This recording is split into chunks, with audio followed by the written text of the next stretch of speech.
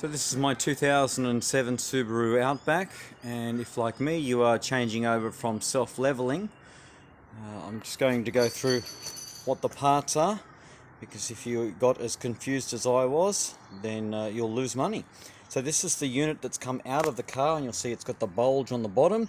This is a self-leveling unit. Now when you look up, or when I looked up about changing over from self-leveling units on KYB, this is the original KYB, or this is the replacement part, 341354 for the standard shock absorber, non-self-leveling.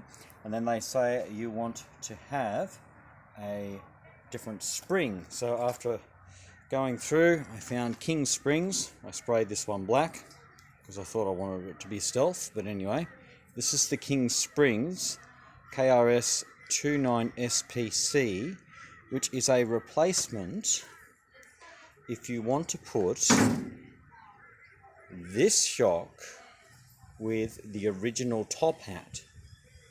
But because I wanted to change over from the original top hat, I also want to put an extra 1-inch lift kit on the top. I thought I'd buy new top hats.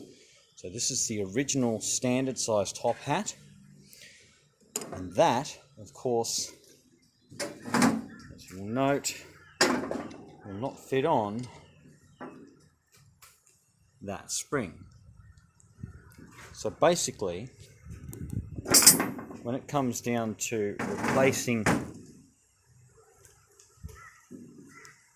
self-leveling suspension with standard suspension, the best thing to do is get the replacement shock absorber, get the top hat as well. It's not that much more.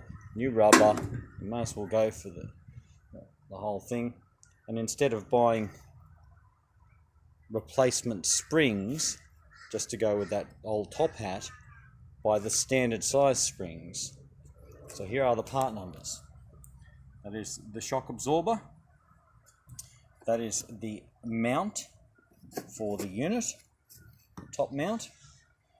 This is the boot, the replacement boot. It doesn't look like we have a bump stop in here. It doesn't look like there's one in the original one either.